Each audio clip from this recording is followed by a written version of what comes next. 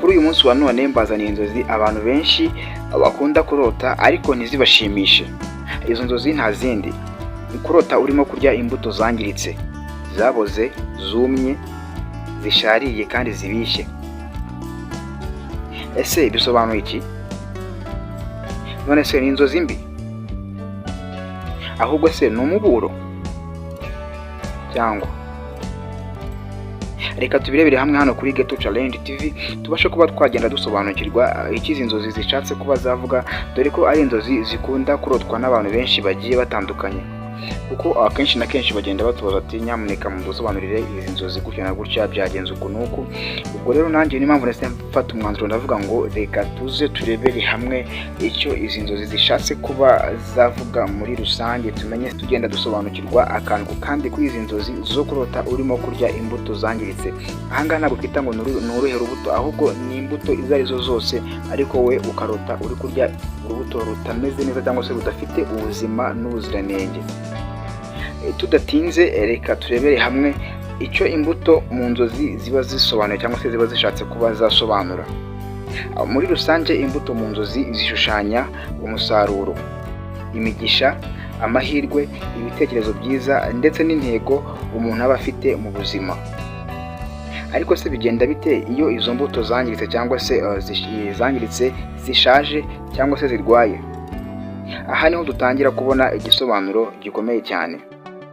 Dore ibisobanuro bigera kuri 4 bikomeye cyane byo kurota imbuto zangiritse cyangwa se byo kurota urya imbuto zidafite ubuziranenge. Igisobanuro cya mbere, gutakaza ibyiringiro cyangwa se kubura umusaruro. Iyo urota uri kurya imbuto zangiritse bishobora kwerekana ko hari ibyo wari witezemo umusaruro, nk'akazi, umubano cyangwa se umushinga, ariko bikaba bitangiye kugenda byangirika cyangwa se bitagenda nk'uko wabyifuzaga. Reka tujye ku gisobanuro cya kabiri nawe twumve icyo bishatse kuba byavuga. Ibikomere byo mu mutima. Ibikomere byo mu mutima, ushobora kuba warigeze kugira ibyishimo bikomeye cyangwa se ufitanye umubano n'umuntu waguhaye ibyiringiro, ariko ubu ngubu ukaba wumva warababaye, wumva ntacyo bikimaze. Ibyo ngibyo bikaba bishushanya cyangwa se bigaragara nk'imbuto zishaje cyangwa se imbuto zitagifite ubuziranenge buhagije. Iyo urota ibi ngibi ni ikimenyetso cy'uko hari agahinda cyangwa se intimba wihishemo. Mbere y'uko njya ku gisobanuro cya gatatu, reka mbanze nkwibutse gukanda subscribe wowe mushyashya, ukande subscribe ndetse ukore no kunzogera hano dukoze ikiganiro ujye ubasha kukibona mu bantu ba mbere, kandi biradufasha kandi ndetse nawe bikaba bigenda bigufasha kuko urasobanukirwa, kandi nanjye iyo ukanda subscribe uba unkoreye cyane cyangwa se ukoze igikorwa cyiza cyane cy'abantu b'abagabo kandi b'inyanga mugayo. Rero njye nitwa Aizo, umusobanuzi w'inzozi zanyu mu buryo bwimbitse kandi bwumvikana neza cyane bisanzwe. Ubwo rero gahunda ni ugukomeza gukanda subscribe, none ikindi cy'ingenzi gikomeye cyane ukabasha kugenda cyangwa se ukaba wasangiza ino video abandi bashuti bawe bagiye batandukanye bifashishije za groupe zose muba mugiye murimo, ndetse no kuri stati. Ni ukuri ibyo bintu ni by'agaciro kandi ubikora Imana ikomeze kugenda imuhereza umugisha mu byo ari kugenda akora. Reka tujye ku gisobanuro cya gatatu mu bisobanuro biri kugenda bidufasha gusobanukirwa izi nzozi zo kurota uri kurya imbuto zangiritse. Rero kino gisobanuro cya gatatu kiravuga ngo gufata ibyemezo bitari byo. Inzozi nk'izi zishobora kuba zakuburira ko hari ibyo uri kugenda ufatamo imyanzuro nabi. Bishobora kuba ari ibijyanye n'amafaranga, urukundo, inshuti, cyangwa se ukaba urimo kwakira ibintu byangiritse kandi uzi neza yuko bidakwiye. Hano igisobanuro cya kane kiravuga ngo kugira umunaniro cyangwa se intege nke zo mu mutwe. Hari ubwo izi nzozi ziba ziturutse ku kwigunga, kwiheba cyangwa se umunaniro ukabije.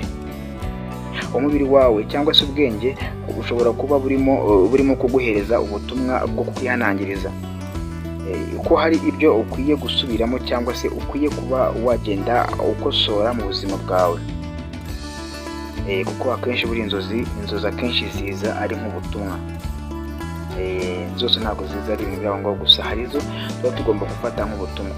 Ya rero nizere ko bino bice bine dusomye cyangwa se dusobanuye bijyanye no kurota imbuto zangiritse, nizere ko hari icyo uvanyemo, ariko reka dukomeze hano n'izindi ngingo zigiye zitandukanye ziri bugende zidufasha kumva neza icyo izi nzozi ziba zishatse kuvuga mu buzima busanzwe cyangwa se kuba zasobanura. Reka dukomeze tugenda dusobanura izi nzozi zacu zo kurota urya imbuto zangiritse. Ibi byose bishobora kugaragarira mu buzima busanzwe. Noneho ahangaha reka twifashishe ingero kugira ngo mwumvishe ukuntu bigenda bigaragara mu buzima bwacu bwa buri munsi cyangwa se mu buzima busanzwe. Reka dufate urugero. Umuntu uri mu rukundo ariko akumva rutakimunezeza, ashobora kurota izi mbuto zangiritse. Ni nk'aho umutima we umubwira ko urwo rukundo rutagitanga umusaruro, ahubwo ruri kugenda rumwangiriza muri make. Undi muntu uri guhangana n'ibibazo by'amafaranga, ubucuruzi butagenda neza, cyangwa se imibanire n'inshuti zitamushakira ineza cyangwa se zitamushakira ibyiza, ashobora kuba yarota izi nzozi zo kurota urya imbuto zangiritse cyangwa se zarwaye. Ibyo bikaba nk'uburyo bwo kugaragaza akababaro yihishemo cyangwa se aba yihishemo. None se izi nzozi ni mbi? Igisubizo ni oya. Izi nzozi siko ziba ari mbi buri gihe, ahubwo zigaragaza yuko hari ibitagenda neza cyane biba bikwiriye kuba byagenda bihinduka, kandi ziza nk'ubutumwa bwo kuguhindura cyangwa se kwitekerezaho, ndetse no gusubiza amaso inyuma ukareba ibyo ugomba kuba wagenda uhindura. Noneho reka turebere hamwe icyo wakora nyuma yo kurota izi nzozi zo kurota urya imbuto zangiritse cyangwa se zirwaye. Mu yandi magambo, icya mbere, senga usaba Imana kugusubiza mu nzira nziza. Ikindi cya kabiri ukwiye kuba wakora, gusubira mu bitekerezo byawe, ukiga guhitamo neza kandi ukiga guhitamo ibintu bigukwiriye kandi bikubereye. Icya gatatu ukwiye gukora nyuma yo kurota izi nzozi, hitamo kuguma mu buzima butanga umusaruro. Icya kane ari nacyo cya nyuma, ukwiye kurekura abantu cyangwa se ibintu bikwangiriza umutima. Niba uri kurya imbuto zangiritse mu nzozi, umenye ko ushobora kuba urimo kurya ubuzima bwangiritse mu by'ukuri. Ni igihe cyo gufata icyemezo cyo kwikiza ibyo byose. Ubwo rero ndagushimiye cyane nimba wajya kurota inzozi nk'izi cyangwa izindi bisa, nyandikira nawe mufashe usobanukirwe. Reka